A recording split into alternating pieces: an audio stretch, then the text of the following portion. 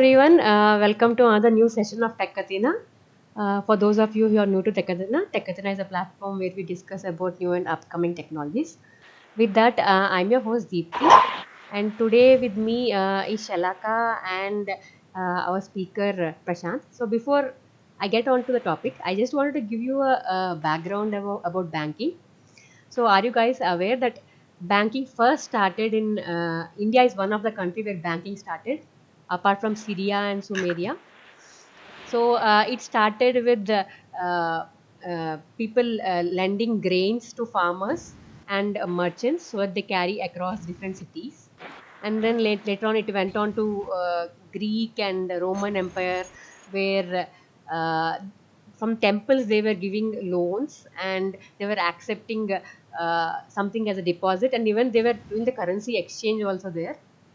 Then later, actual bank started in 14th century, and our history shows that banking actually started in Italy with all the rich families in Italy in rich cities. So I mean, the oldest bank right now, which is still there operating, is in Italy, and its name is Banca Monte dei Passi di Siena. It's in Siena, Italy. It's a quite big name, but it is there since 1472. And after that, it further spread across Europe. And then when London developed, banking came into London as well. And actual development of bank further started when telecommunications and computing came into existence. So ever since that is in 18th century. So and ever since development had been happening continuously, and here we are today.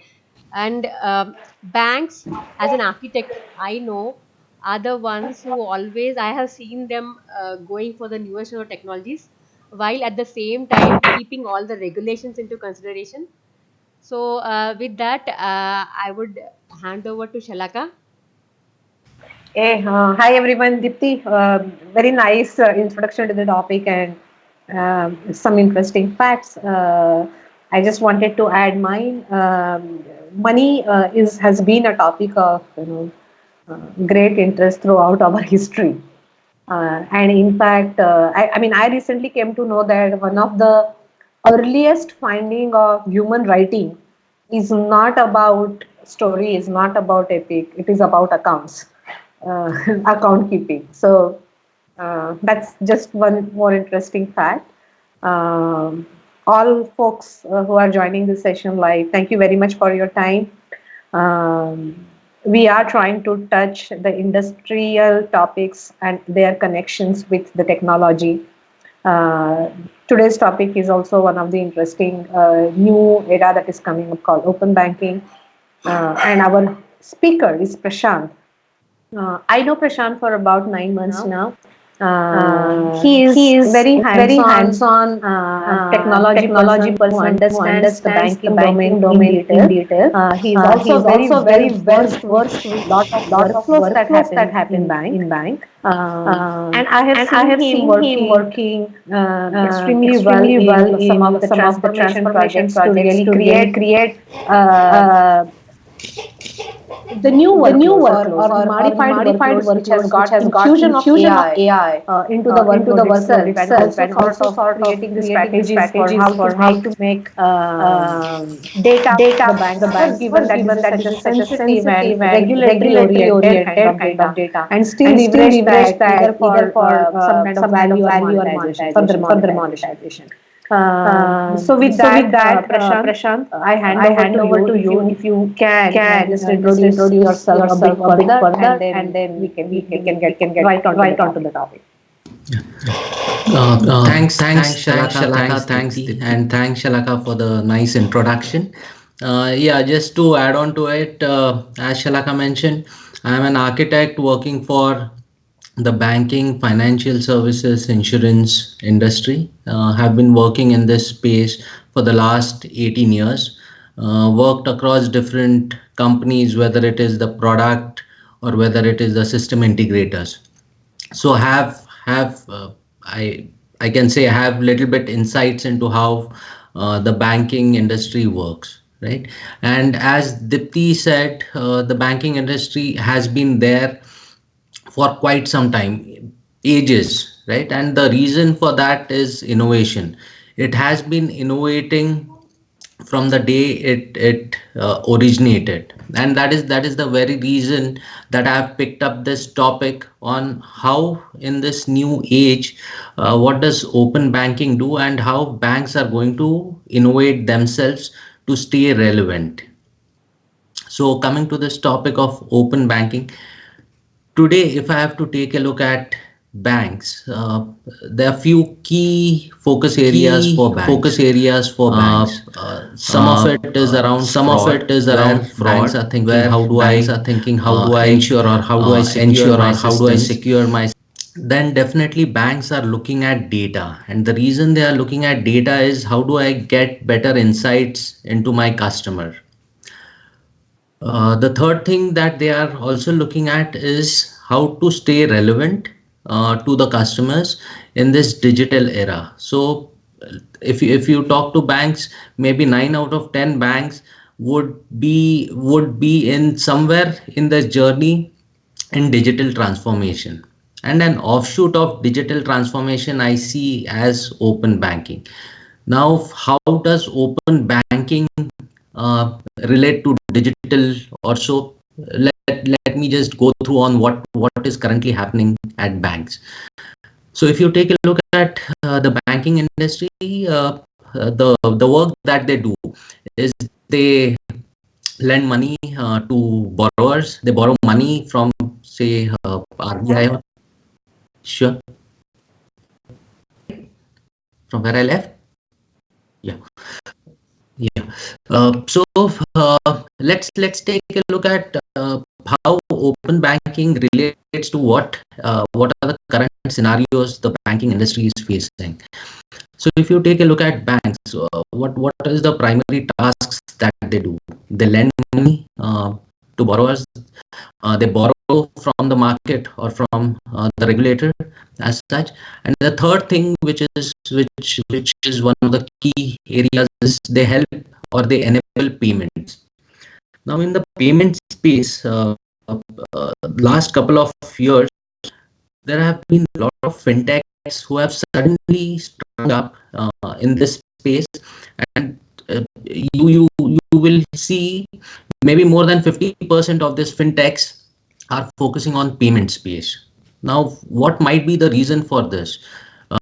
Payments, if I have to take a look, I don't think so it generates that much revenue, because if I have to do a payments, it is almost free for me. If I have to do a payments to maybe a vendor, or if I buy something online, it doesn't cost me anything. Then why are fintechs so interested in this payments? So one of the key aspect of payments is the data. So from a payments, what I can figure out is, as a customer, what I am buying, what I am interested in, what I do on a day-to-day basis. So that really helps me understand the customer's perspective, where he is buying, where he is putting his money, what are his needs. And based on this data, one can easily do an analytics, get more insights, and create products specifically for, say, this customer. And that is what really interests this fintechs. And fintechs, if you relate to the payment space, fintechs have been leading, say, the curve ahead of the banks, coming out with innovative products. Now, the same thing the bank does understand. If they have to keep a tab on their customers, they need data. And if fintechs are going to hijack this data, then they may lag behind, or they may lose out in this market. And that is exactly where the banks want to embark on this open banking. So the simple reason is, if I'm not able to say lead a specific technology or a specific innovation, then why not partner? And how do I partner? I partner with these fintechs, and for partnership, what do I need?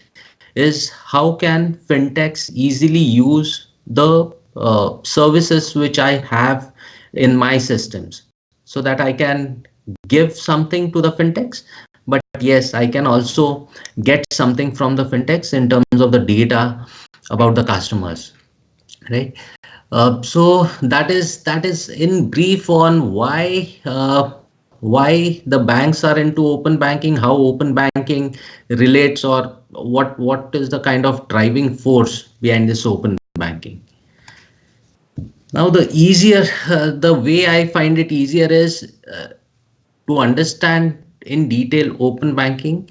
Let's understand what it is not, or what is closed banking, or what we are exposed to. Now, one of the examples which I can cite is I was visiting one of the banks in South, and this bank was an age-old bank. I wouldn't like to name that bank, but it was an age-old bank, and it was riding on the previous, say, innovation. It was trying to integrate its internal systems. Now, the reason I was being called at the bank was to understand how I or as a company, how we can enable the bank to help seamlessly integrate their internal solutions. And as you know, the banks, the key solutions are lending, their core banking, their CRM, HRMS, and several others. But yes, one of the key would be their core banking system. Now, when we did that study, we found that this core banking system is a proprietary system. So any changes or anything that I need from this core banking system, it is not any functionality which I want to explore or use it. It is not easily available. It is very tightly coupled, and it needs the assistance of that specific vendor if I want to use a specific functionality from that core banking application. So that is where this proprietary comes in. So it is like a China wall which prevents any system from, say, exposing the functionality to the external world, and that is where the inaccessibility also comes in.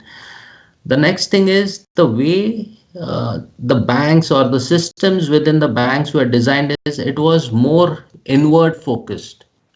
That is, they were never bothered about how, if someone wants to access a specific functionality within my bank externally, how will I do it?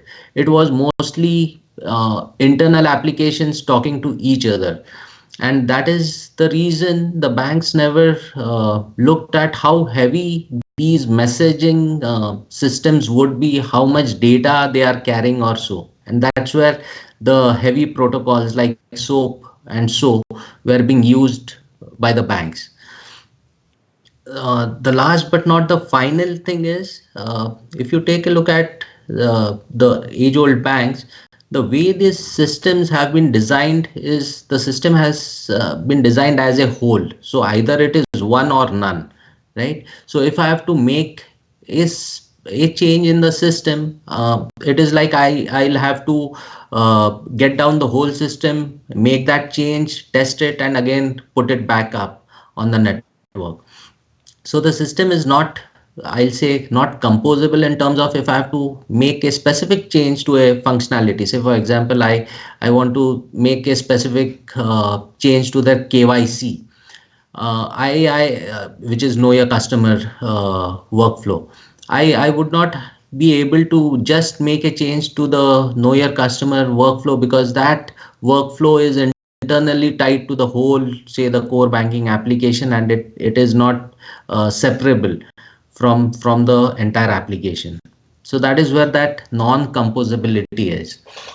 So these characteristics prevented, say, the age-old banks to talk to the external parties, talk to the external world as such.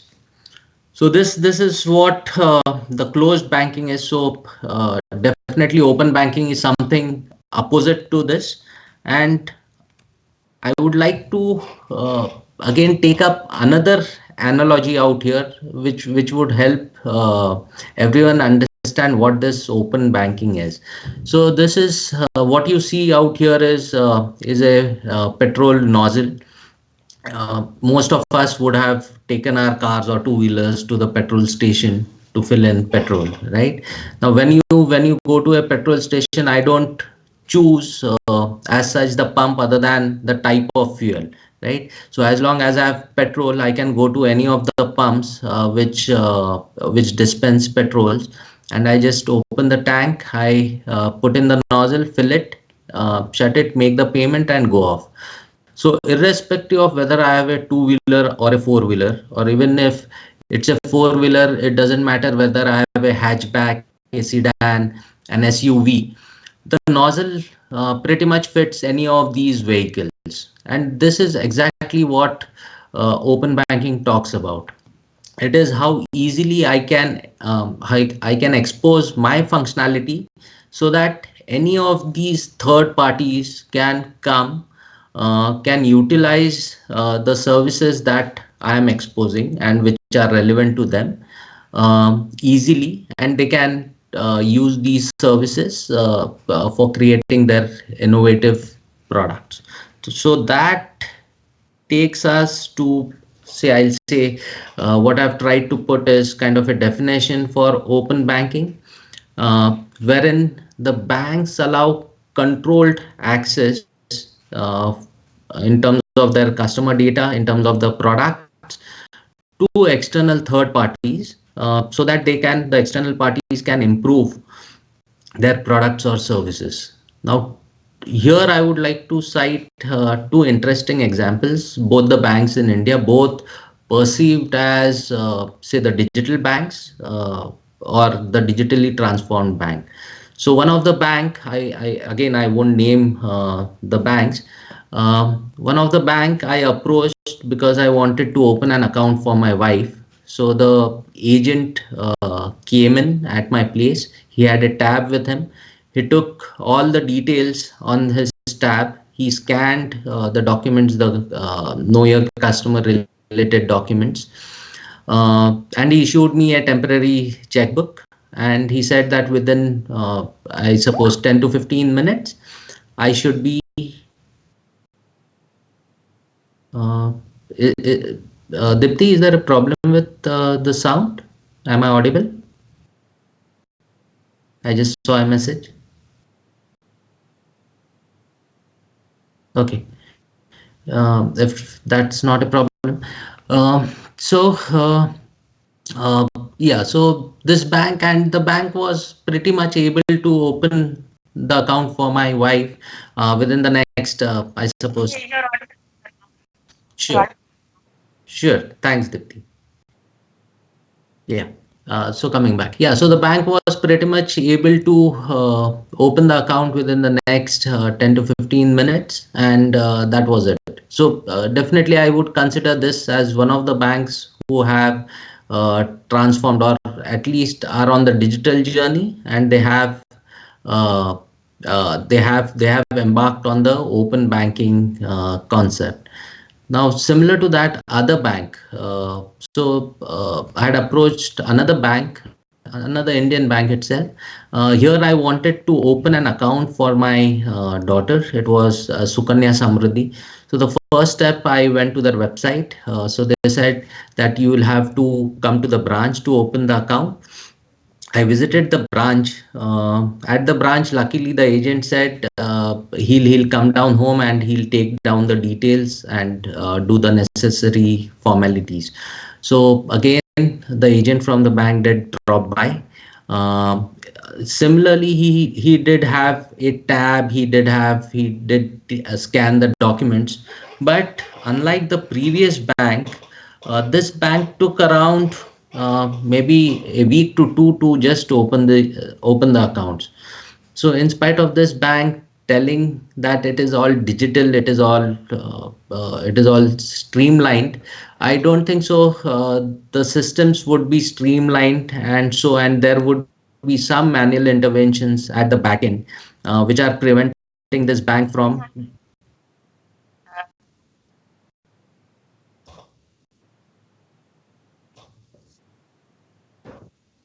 Good. Yeah. Sorry. Yeah, so definitely this bank, it was on the digital, on the open banking concept, but still they had the bits and pieces to be tied together to call themselves as completely digitally transformed or on the open banking concept. Right. Uh,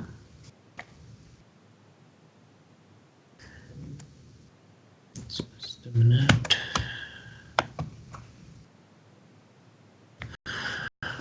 Okay, so what exactly triggered this open banking? What was the trigger points? And definitely, as I said before, uh, in India, the digital transformation definitely this has triggered the open banking concept within the Indian banking industry. So coming to what exactly triggered the open banking, you may be knowing that the European Union came out with a directive on Payment Service Directive 2. Now, what this directive said was two things. First, uh, the bank doesn't own the data. The data of the customer is owned by the customers itself. And second thing they said is we would like to innovate and like to innovate in the area of payments. So these were the two key things which this directive mentioned. Then there was another regulation which came in, which is the GDPR, which nothing but talks about the data security on receiving the consent or the customer's consent before sharing the data. And the next thing which the UK, which is UK specific or UK came up with, was open banking. Now if you have to put all these, say, regulations, directives together, so the first directive, which is the PSD2, what it talks about is the data belongs to the customer as such, and the focus should be on innovation. The second, GDPR talks now, the customer is the owner of the data, right, as per PSD2. GDPR talks about giving the customer giving that consent on usage of data. And the third one, open banking, it talks about how I would like to, or which is in which way I would like to share this data.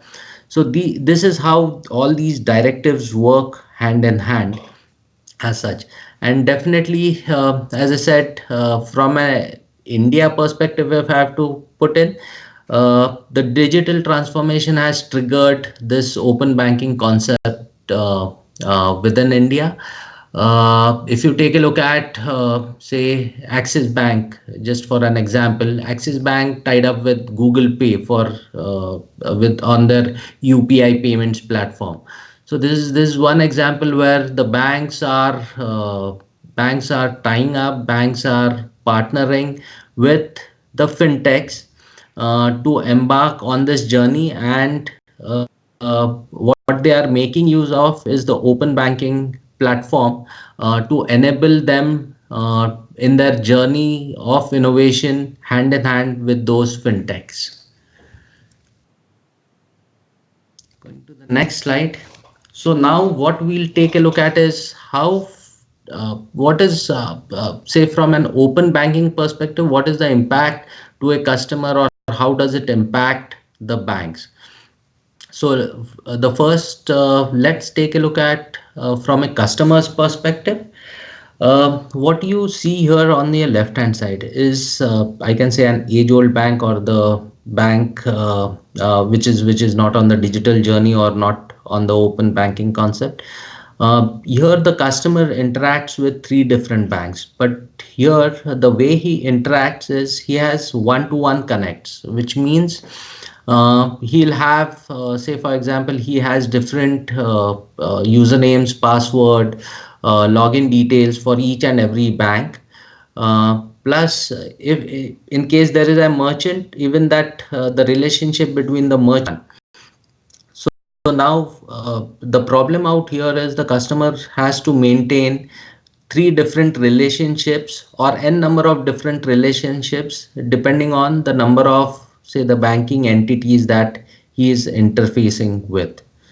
Now, how does an open banking change this picture is what you see on your right, wherein what you see as the TPP, the short form which I have used, it is nothing but the third party provider.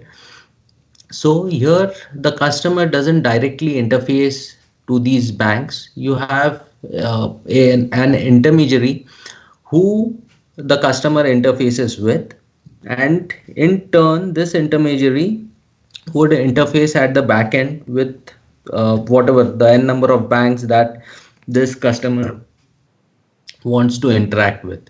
So the advantage or the life of the customer becomes open because he doesn't have to worry about each and every interface at the back end with each and every bank. He just has to maintain his credentials or so with one of the third parties, and the third parties in turns manages those credentials with the backend banks as such.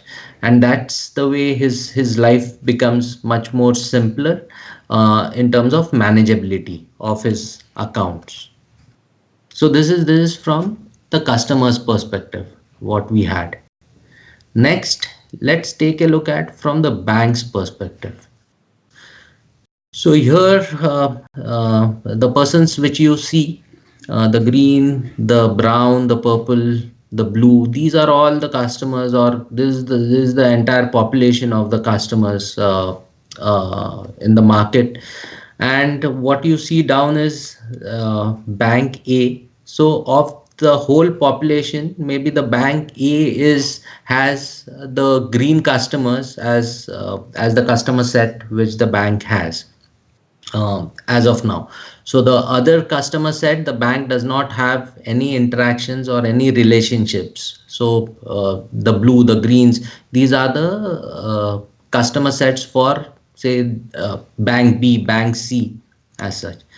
Now with the open banking coming in, what would happen is definitely the bank would retain its own existing customers which it had.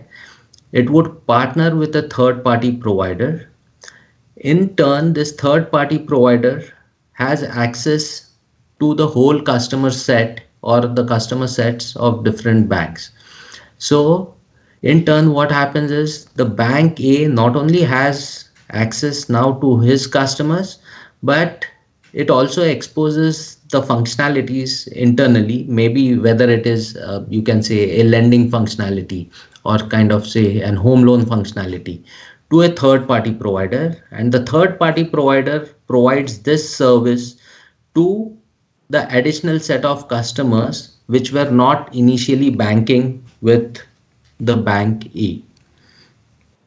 Now, as we go ahead, there can be n number of third party providers. Now these third party providers can be very specific to a business. So say for example, I have just a third party provider who caters to maybe car loans, another third party provider just catering to an home loan, right?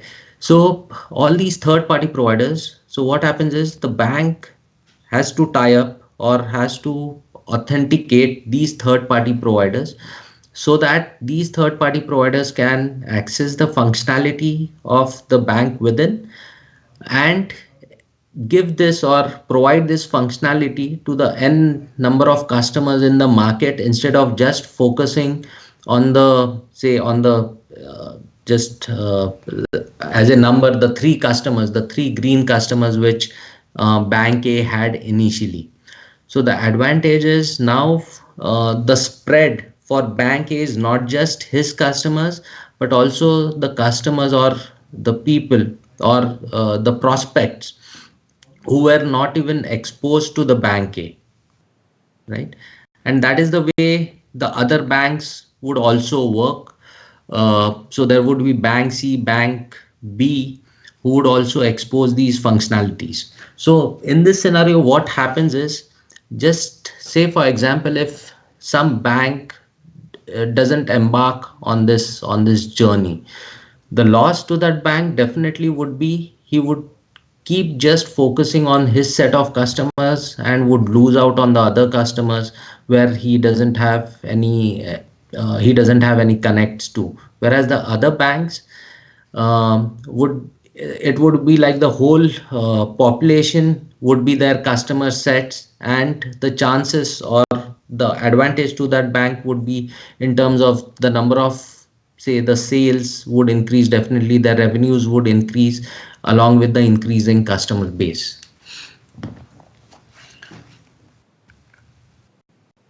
Yeah. So coming to when we talk about open banking, what all these O's or opens about? So the first one is innovation, open innovation. So how would an open innovation happen? Now, as I said, when the bank embarks on this open banking concept, it exposes its functionality to the external world. From banks per se, it is pretty much difficult for them to innovate because they are pretty much focused on their core businesses, which is lending, borrowings, as such. So, in terms of innovation, the banks do lack in terms of innovating on their own. Um, with open banking, the way they can innovate is they can expose a specific functionality. Just for example, say if I want to provide a housing loan, and the service or the functionality gives a perspective of if in terms of what would be the interest rates be pro which are given by the bank. So this is the functionality. So this the bank can expose this functionality. Authenticated third party providers can use these functionality, and as you know, the fintechs, these are the places where a lot of innovations are happening, and they would innovatively consume this functionality within their application and expose it to the customer. So that is how the banks can ride on the innovation that the fintechs are creating, right? Second thing is in terms of the second O is about the open standards. As I already said, and I had already cited, being proprietary, it really becomes difficult for any external third parties to consume the functionality. So if I want to enable, or if I want to enable the interface with any of these third party providers, then I have to have standards which can be easily understood by these third party providers, and they can easily consume the functionality which my bank wants to expose and use it in their application. So definitely these banks would have to follow some standards which are open and which are understood by everyone within the industry, so that they can consume whatever the bank wants, whatever functionality the bank wants to expose to the third parties. The third thing is definitely about open data, and that this is where regulations like GDPR and so come in. What since we are exposing the functionality, definitely the data is being exposed. But here the concept of consent from the customers would come in, and based on the customer's consent, sorry, this data would be made available to the third party vendors, the authorized third party vendors. And last but not the least, open access. So as long as I as a bank have authorized a third party provider, uh, authorized, authenticated a third party provider, that third party provider can come in, can take a look at, say, the catalog of functionality which I have exposed on the open banking platform, and they can use it for creating their innovative applications. Next. Okay, now let's try to take a look at what is the impact of the open banking onto to the architecture or the existing architecture within the banks. And to begin with, let's take a look at what are the key building blocks uh, of open banking. So the first building block, which I would say is the build. Now the reason I say build is, as I had mentioned, if you take a look at the banking systems have been designed as one monolith application. Majority of these banking systems, and I won't be able to say expose a functionality of that monolith to fintechs or to any innovative application builders, because that would be pretty much heavy in terms of the data that it would push to this external third party. So I'll have to break down my applications, and I'll have to identify what functionalities I need to provide to the third parties, and that's where I need to start building these I can say bits and or smaller functionalities which I can expose to the third parties. The second building block for open banking, I would say, is partner uh, ecosystem.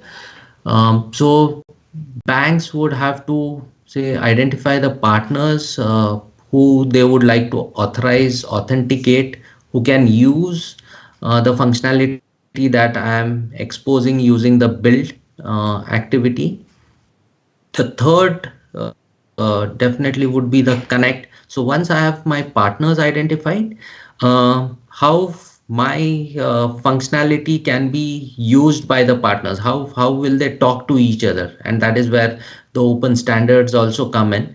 So connecting the functionality which I am exposing in the build to the partner, that comes as the third building block.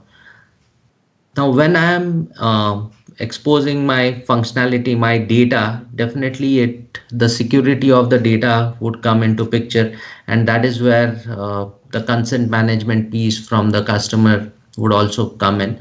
So, how do I ensure that uh, unauthorized partners do not get access to this data? How do I secure the data so that the customer's data don't land in the hands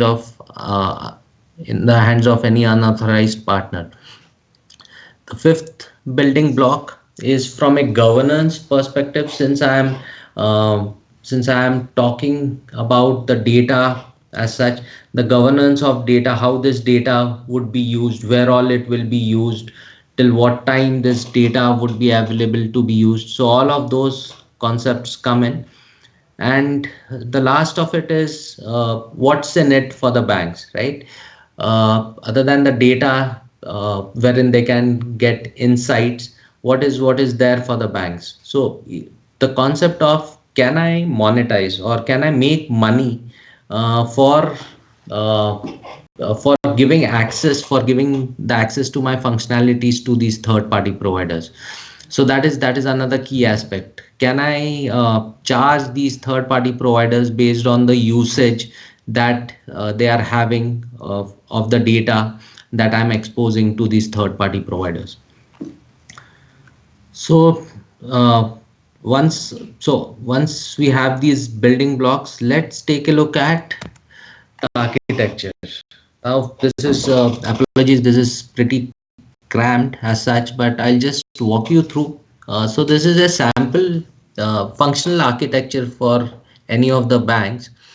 So at the top, what you see is the channels layer, wherein you have different channels, whether it's mobile, whether it's portal, ATM, or the entry points to the banking system. The next is the security layer, wherein you do the authentication so that only authenticated users do have access to the systems. Then what you see are the operations and transaction systems within the bank, and which are integrated using an enterprise integration, or what you call is a service bus. And then the bottommost, what you see is a data store wherein the bank stores maybe less than 6 months of data so that they can do the reporting and dashboarding. If When you go on the right hand side, what you have there is the warehouse, which stores the older data sets, and on top of which you will have the analytical engines running. And on the left hand side you have the content management piece and any other third party interfaces like Swift system or NEFT, RTGS, and so this is how the banks currently have it, how the current architecture within the bank looks like. Now let's take a look at what are the major, what would be the major change which would happen as well. I would like to point out some of the minor changes which also would happen at maybe a channels layer or so. So if you take a look at the top, what would happen is now previously in the previous chart I was just showing the channels which were basically the bank's managed channels. Now with the external channels also coming in, there would be an external integration piece which would fit in, which would say authenticate these third party providers using the existing security layer or so. So that is the first. It would also try to regulate these channels in terms of, because these are external channels, so you don't know how much workload would come in from these external channels. So it would regulate the workloads on the existing, you can say, the infrastructure which is there. The third thing, as I said, monetization. It would also keep a track of what is the volume of requests which come in from these channels, and based on if the bank wants to monetize, then it can give the reports, or in terms of the usage patterns for the individual functional internal functionalities that the third parties are using it. Now this is at the base as such. If I have to say embark on an open banking concept, but in addition to that, this what the banks would have to take care of is, as I said, the systems have not been designed for external interfaces, so the protocols which they use are heavy protocols. So the bank would definitely have to embark on, or use the lighter protocols like REST or so. The second thing which the banks would have to see is what is the kind of functionality that they want to expose, because the systems that I have designed, I've designed it as a monolith. I can't expose a part of that monolith to the external third parties, and just exposing the whole monolith may not make sense, because that may not be the requirement for the external third parties. So trying to break these systems, trying to first identify which systems to be broken down, what to be exposed. So that is another aspect in terms of architecture that the banks would have to think about.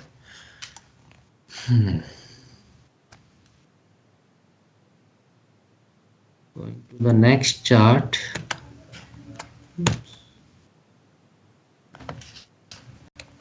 Yeah. So now, why?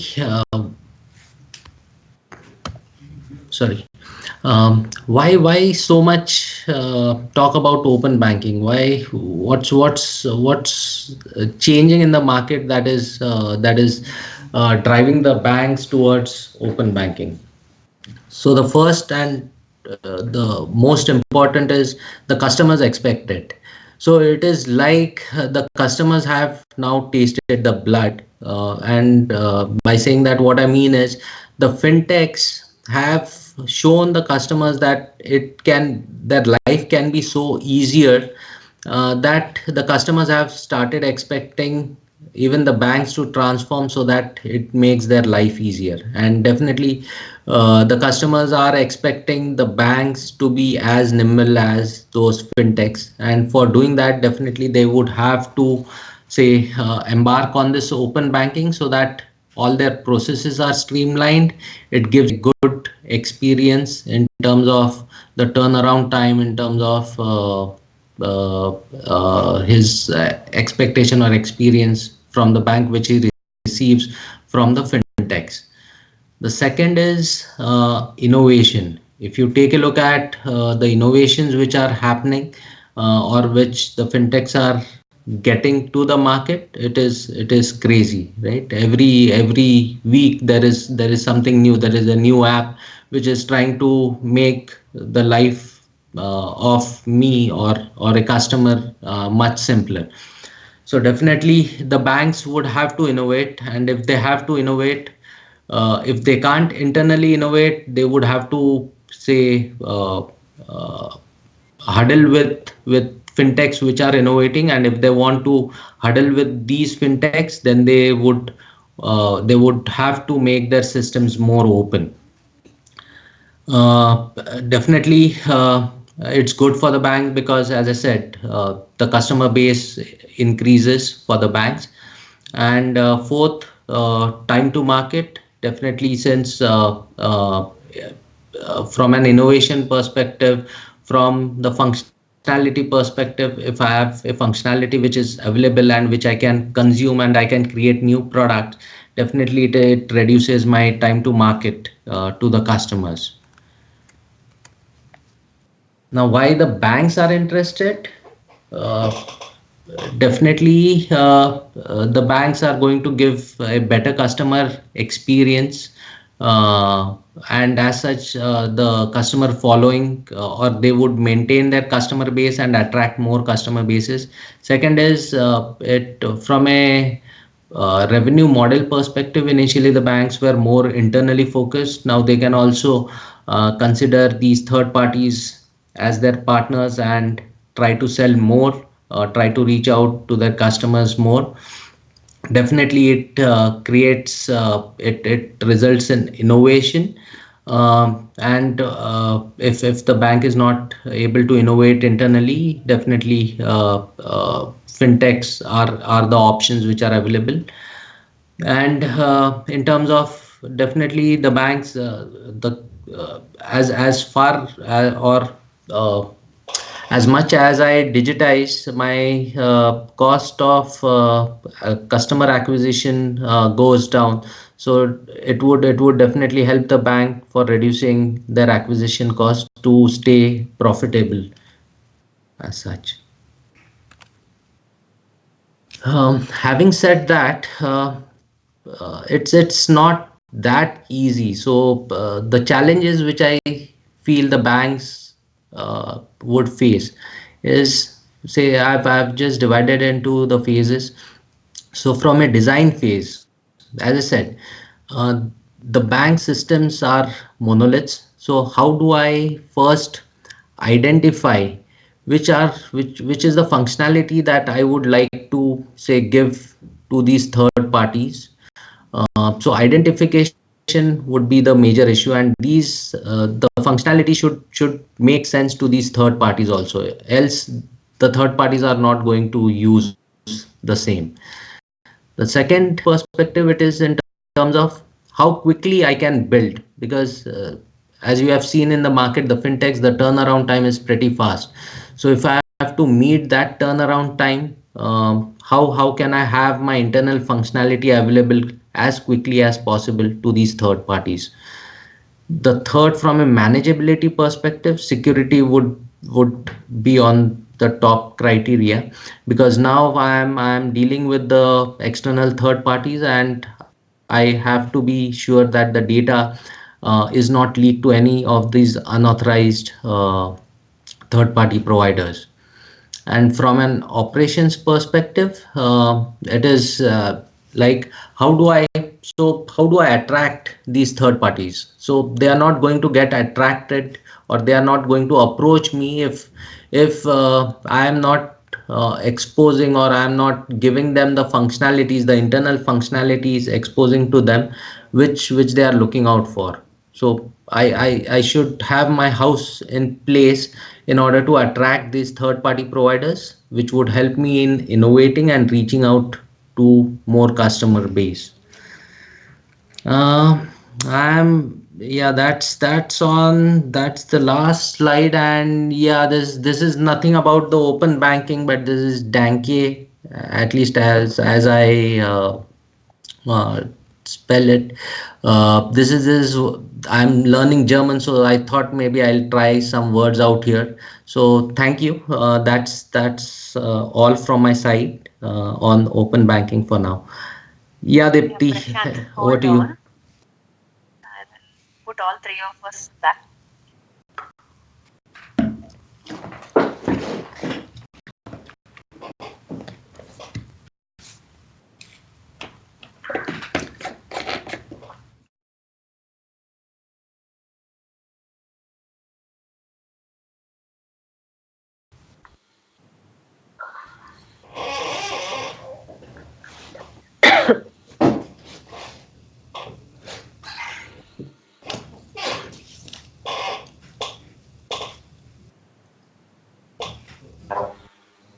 Yes. So we are back. Yeah. Prashant, I mean, my opening comments, right? I think this was one of the most insightful session on open banking that I have heard. Uh, Thanks.